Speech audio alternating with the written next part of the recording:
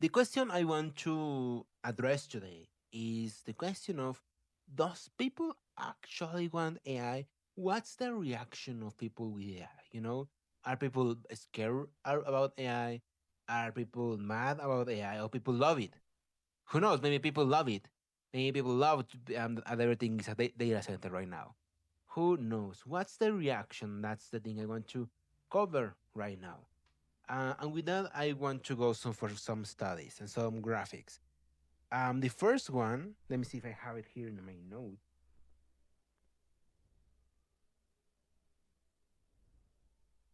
I am looking at my notes. Sorry, this is not professional at all.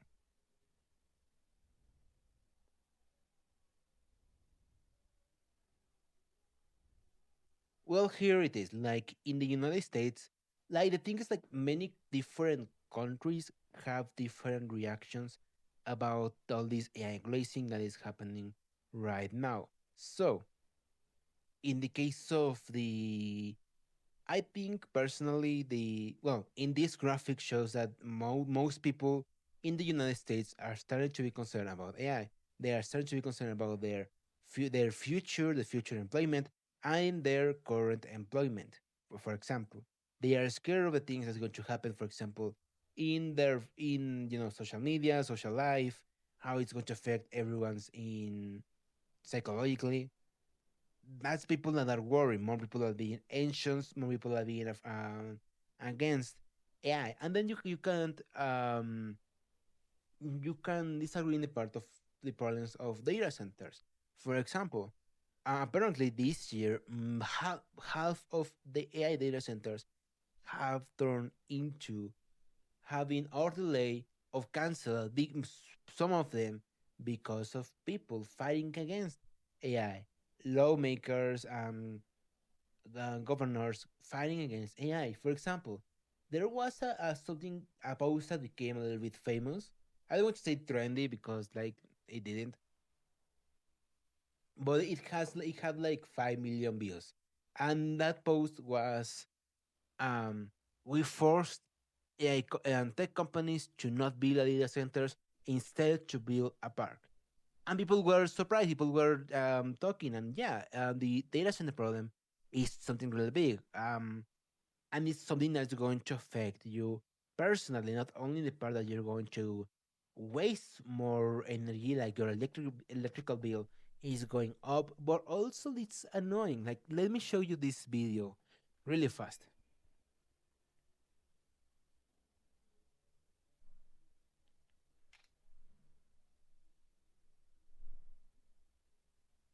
Wait, I'm looking for the video. Wait a second.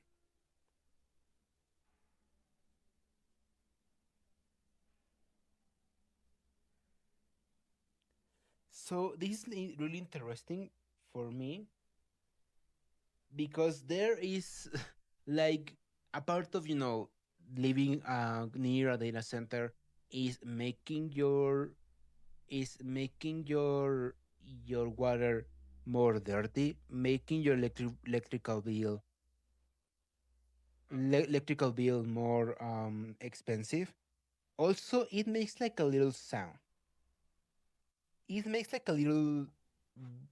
Let me just show you.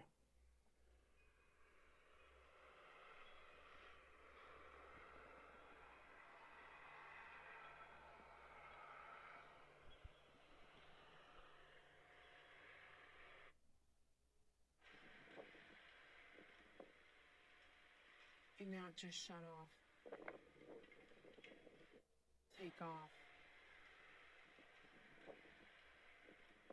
I don't know if you can hear like a fan. Um, here, like this. This is a better example. But in that video, like you can hear like a fan in that city, in that house. This is a better example, honestly. This video is noise comparisons neighbors with and without data centers. This video is for USA 9 News. This is going to be in the playlist. I will be making the playlist soon, or hopefully the playlist is now there now.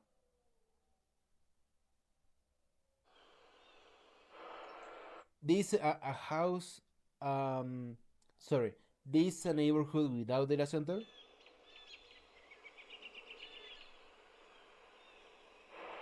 This is a neighborhood near a data center.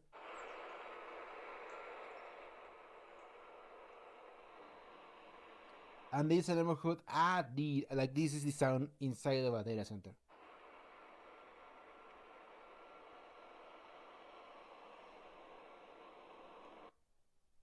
So yeah, as you can see, there is many people that simply don't like data centers. And by the way, that sound, if you don't know, it's the sound of fans, because you need the cooling to protect, um to cool the servers and to cool the computers and all that stuff. So yeah, many people in the United States are said to being afraid and against AI data centers. Some of them being active against data centers. Many politicians, they are starting to put sorry, AI regulations on front inside of their political campaigning. I The midterms is this year, and it's really important for them to show, hey, we want to regulate AI. We want to ensure that they don't steal your stuff. And then we have, for example, this article. Gen Z feeding AI hype. Share of Gen Z who says AI makes them feel secret emotions. And you can see, for example, how all the big emotions have gone up from 2026 to 2025. Anxious has grown 48%, angry 31, excited 22. Like it was in 2025 36, and now it's 32. And hopeful from 2026 27%. Now it's 18%. So with this you can this is from um February 28th. Sorry, this was a survey made in February 28 to March 4 in 2026. And you can see all people are in Gen Z. Most Gen Zs don't like AI. Most Gen Zs are not hopeful. Most Gen Zs are not excited. And this is the comment: AI popularity has hit a wall. Hard to see how OpenAI is going to make these numbers, and go each to see why they brought media company their work is a cut out for them. And then we have, for example, speaking of OpenAI, um, um, OpenAI recently bought a podcast that is famous for talking about, tech. If this and for example the guys in the podcast, they say, no, yeah, OpenAI bought us, but we can still talk about shit about AI. Guess what? They haven't talked about AI. They haven't talked about anything against AI. Especially they haven't talked anything against OpenAI. This clearly these companies being scared of, being aware of the backlash, being aware of their bad name they have, and trying to take a swing into it, trying to take control, trying to shift the narrative. But sadly, it hasn't happened. Then we have, for example, let me see in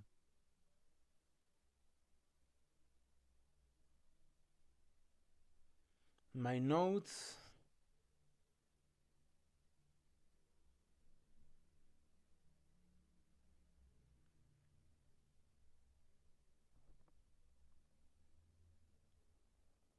Here, it has been found that roughly 80% of white collar workers are refusing to adopt AI, finding workarounds to do their work manually instead, in spite of big companies spending billions of dollars.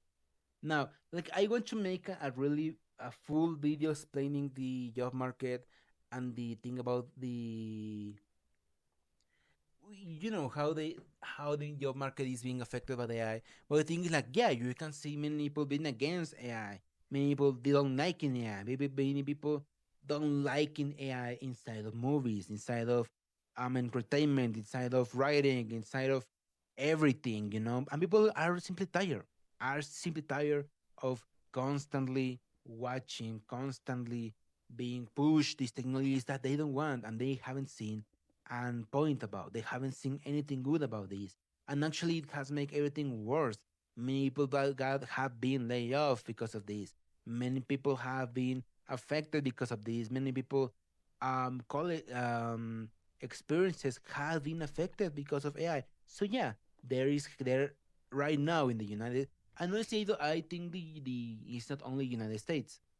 I think the same sentiment in the United States is being shared also in places. For example, here in Mexico, for example, in the UK, for example, in Australia, for example, in many other parts of the world. But it's not the same sentiment in every country. We have countries like Brazil that they are a little bit more optimistic about AI.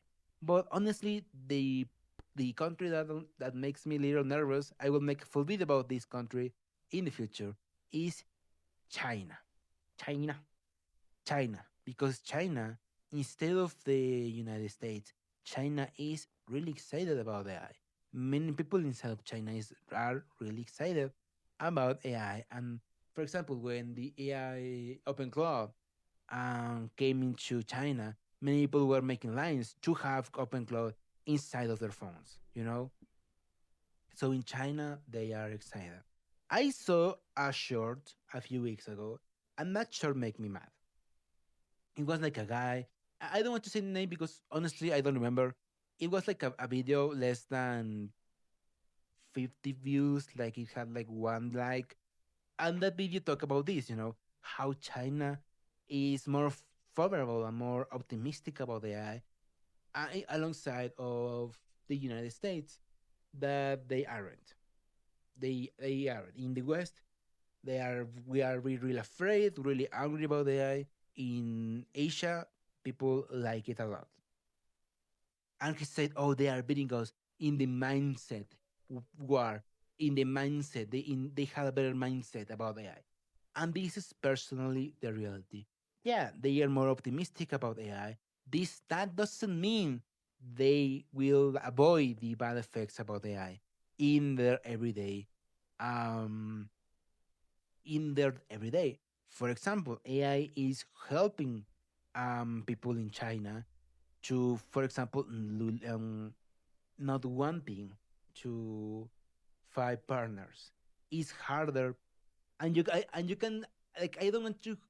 I know when I talk about this, I sound like your Ben Shapiro stuff. Like I don't know. Like I recently saw a video about the Daily Wire and streaming, and I don't want to sound like that.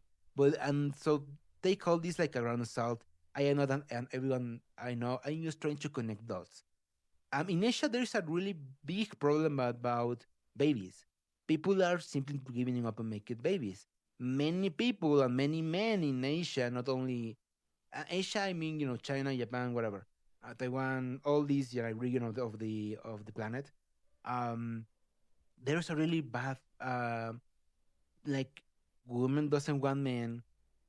Men are giving up on finding partners, and many of them are trying to go with AI, trying to goon, I guess, to AI.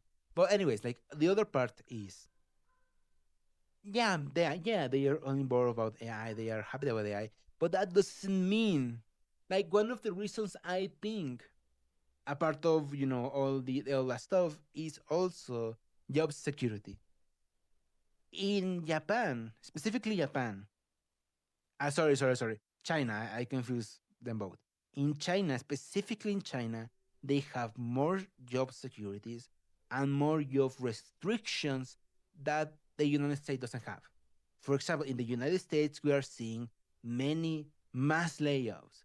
Like we are seeing, for example, the company of Cash App.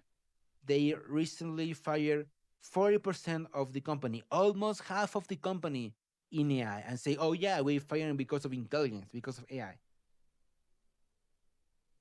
And we are seeing many mass layoffs related with AI, or at least saying that the excuse is because of AI. And instead, and in a regular world, you know, you are firing half of your workforce. What will happen is, yeah, the market will say, to look at you and say, hey, your business is failing, so then your stock will go down. But guess what? No, the stocks are going up, up, up, up. It's our moment. Sorry. The stocks are going up. And the reason is because they're saying, oh, because we are using AI. Because, yeah, because we are firing because of AI. And then, the mindset of these people is that, oh, AI is the future. These companies is betting in the future, is betting in all this infrastructure, these billionaire tech companies, the Magnificent Seven, is pushing for. Therefore, we have to invest in them. Therefore, they are making the right decision by mass firing all these companies, and their stocks goes up, even though they make mass firings. That doesn't happen in China. In China, it's illegal for your company to fire you because of AI. This is real. This is real. Like, so in China, they fire a guy because, hey, your job is, we can do your job with AI. That guy sued the company, and he won. Because in the eyes of China, that's not enough justification to fire someone. Just because you have AI doesn't mean you can mass fire everyone. No. So you have that, and because of that, because China has so many more job safety nets and more laws that are preventing these companies to do this type of things. Because at the end of the day, mass firings is affecting the economy. Like, let me tell you, we are in a recession right now. Surprise! We are in a recession right now. Part of that recession is all these mass firings. It's not a coincidence that all these mass firings are happening right now. Because guess what? We are in a recession. Now that they have an excuse that, oh, because of AI, because of AI, because of AI. Yeah, but honestly, we are in a recession. China has those safety nets that in the United States doesn't, and many parts of the West doesn't exist. But still, so that's personal. That's why I think, yeah, that's why China is so on board with AI. But the reality of the matter is that doesn't mean AI going for your job, or you not finding a decent job will happen because of that.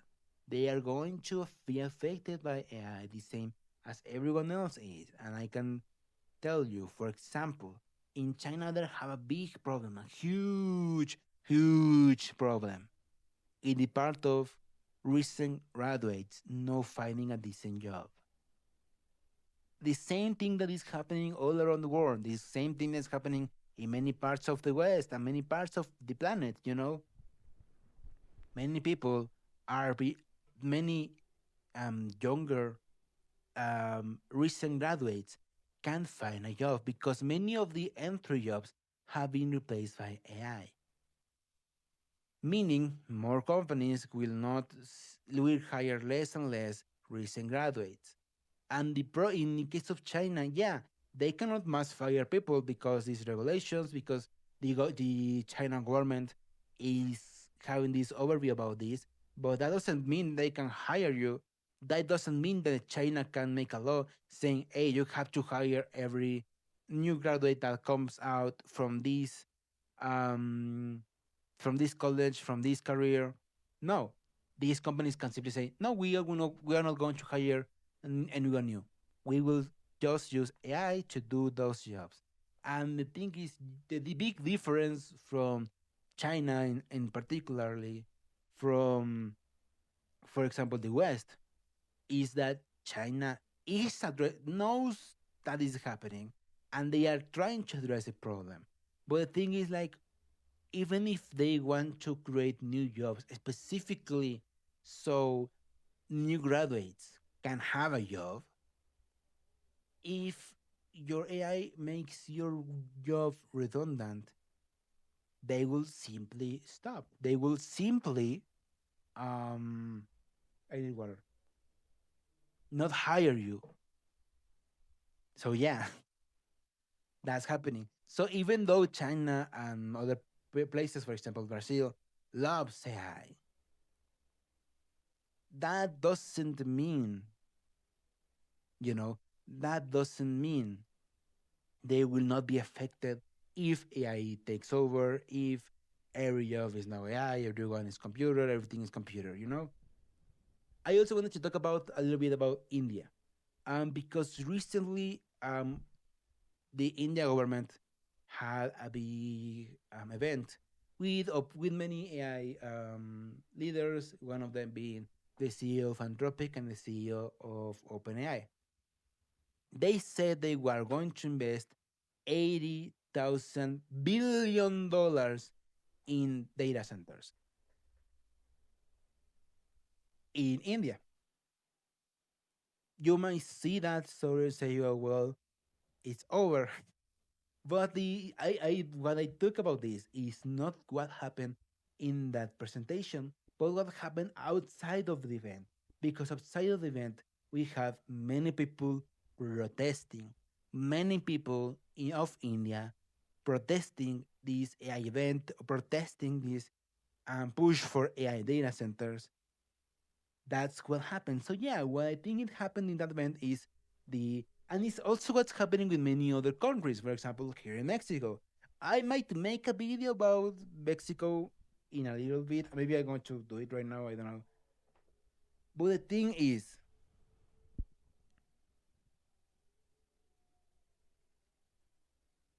sorry, I am thinking. So the thing is, like, yeah, the government are seeing this bubble. They don't see the bubble. They see the money that is being made by AI and data centers, and they say, "Hey, we want a little bit about that. We have land. We have infrastructure. Give us money so we can create your data centers." And they want to be part of that. Also, the UK want to be part of that. Also, Mexico. Also, other part of the country like Sabia, Heredia, for example. I sorry for the pronunciation, but still, even people in India that even though they are being pushed AI, there are many people that don't like AI in India. So the question is, well, who is using AI? Who is using AI? I think it's like, yeah, there are many people that are using AI in your day and day. There are many people that are using AI in your job or being asked for you to use AI in your job. But who is the main people that use AI? Who is the main people that use AI in everything and everywhere all at once? And the answer is, ironically enough, young people, Gen Z, that are in college. Students. Students are the one that use AI the most. You can see in many surveys, you can see in many data that the number one audience for AI is students. And guess what? And you will ask, hey, hey, why will they use AI? Why would they need to use AI? Simple. Cheat in school. That's it. That's it. Honestly, that's it. That's fucking it. And there is like a big um evidence about this. So OpenAI last year showed their users, like how many active users they have. And in break, in summer, the time people are not in school, the use of ChatGPT went down. Like they lost like almost one third of their users in the summers when school is not out. Meaning, mostly students use AI for college to cheat. Now my personal experience, my personal I am in college. My anecdotal um data, I guess, is I like to work in coffee shops. I like to go to local coffee shops or in Star. I don't like Starbucks, but it's a good place to work. Or at least to go out of my house. And now we have Tim Hortons. and I like to go to Tim Hortons and grab a coffee and work in there. Be outside my house and working around people. I am something that here in Mexico call a chismoso, and I like maybe this is bad, but I like to peek in other people's computer to see what they are doing. I think that I am a chismoso. Sorry, my bad, and I do that sometimes in coffee shops. And in coffee shops there are like many people of all ages, sometimes children, sometimes adults, sometimes 40 people, 14-year-old people, 15-year-old people, 30-year-old people, 20-year-old people, whatever. And in all these times that I have been a chismoso, I have only seen two two times people are using AI, ChatGPT specifically, while they work, while they use their computer. But when I do that in my library, now the thing is, the college I am here, they have two campuses, so I can go in these two campuses whenever I want. So when I go to these two campuses and I be do my chismoso and see what the my fellow students are partners, I guess, are doing, all of them, if not most of them, are using ChatGPT or Gemini. Mostly ChatGPT, honestly. What for? What to make their homework, to make their projects, to make their college um, their college work for themselves. And I think that's really really stupid. Well, like not stupid in part of like you can do whatever you want. I will not judge. But things like yeah, when people say the number one people that use AI are students, I believe you. I believe you for my anecdotal experience. My anecdotal experience is aligned with the data. And honestly, for example, last year Google was pushing for Gemini, for people to use Gemini, And I don't know if that happened in the rest of the planet, but at least here in Mexico, they made this campaign that was for students. They say if you are a student, we're going to give you free Copilot Pro for a year. Do you hear me? For students, specifically for students. This is, and remember, this makes sense. If the number one target for AI is students, it makes sense to make a marketing and campaign based on students, to sell these to students because they are the most people that use it.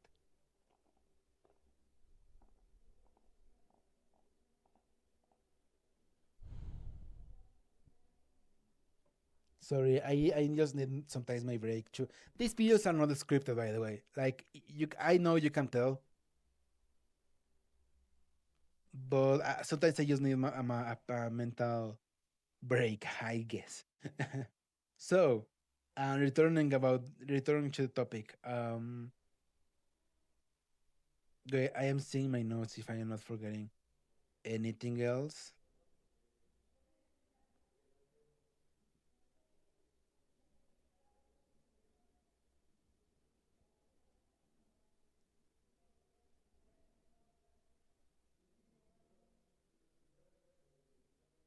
Yeah, I don't see anything else. So yeah, if you think about it, and that's also part of the bubble, in the part of they are building all this just to for no one, because most people, or minimum at least the common um sense about AI, at least here in the West, is that yeah, we don't want this. We don't like AI. We don't want AI this. We don't like that it's being pushed. We don't like that the president is making AI photos of him as God all that stuff. And in reality, they are making a product that is for nowhere, no one.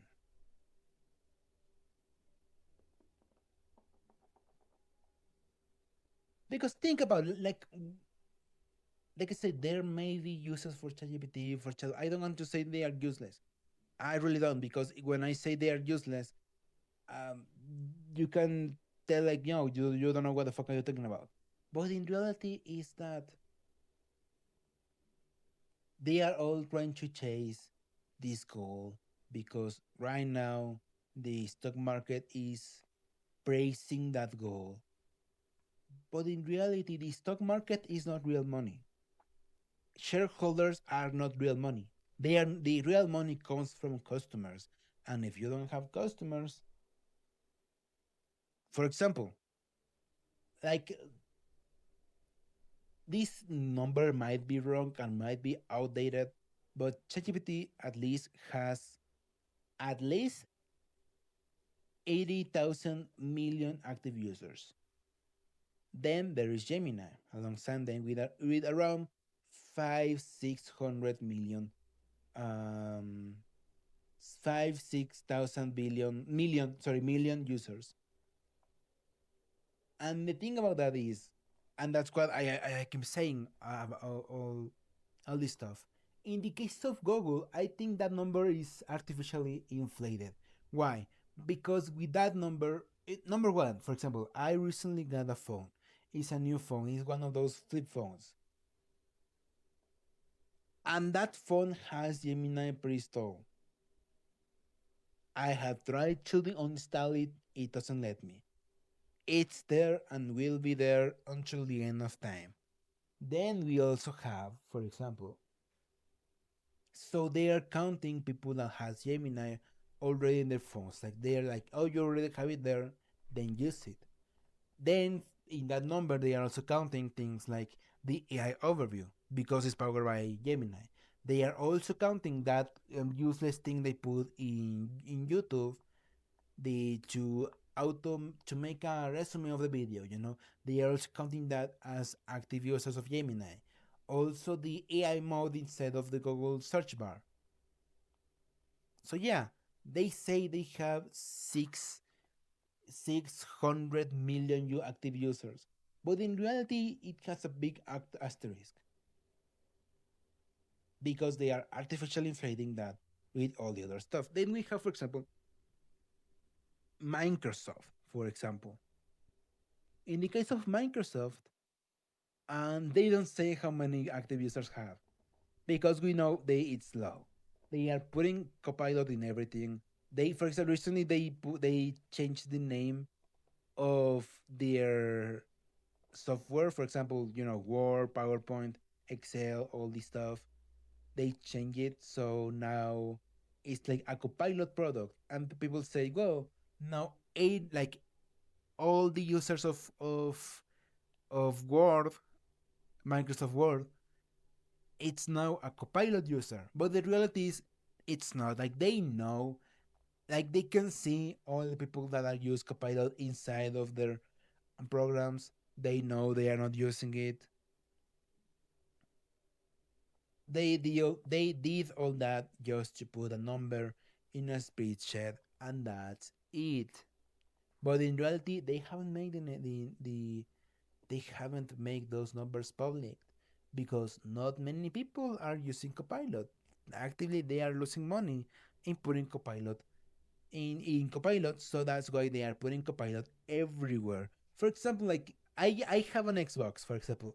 This gameplay you're watching right now of Lego Batman was recorded in an Xbox. And when I grab my phone, the Xbox app to download this footage, there is a Copilot button inside of fucking Xbox. In the new handheld console of Xbox, there is a dedicated button, for Copilot. If this if Google and Copilot and Microsoft cannot have people using their stuff, do you think Anthropic?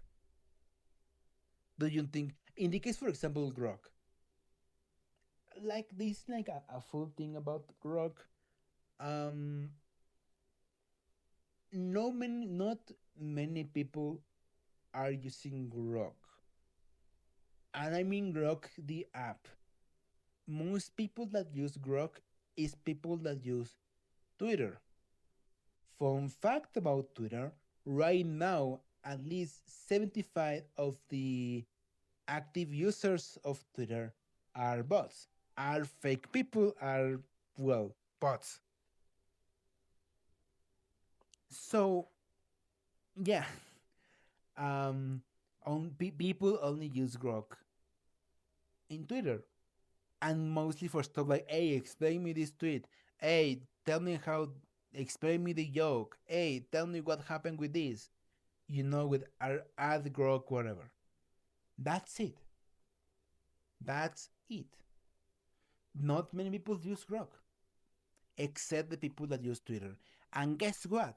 Like this, like the other part of Twitter that I understand, Twitter is not in the top 10 social medias most used in the country, in the planet. Sorry, not even in the country. Like, not, it is not the most used app in the United States, for example, and it's not in the top 10 most used apps in the world. So add that with the part of not everyone is using Grok in Twitter. So yeah, they are in the list of, hey, we have a product that no one uses. So that's it. That's all what I want to say. Bye bye, adios, bye, besitos.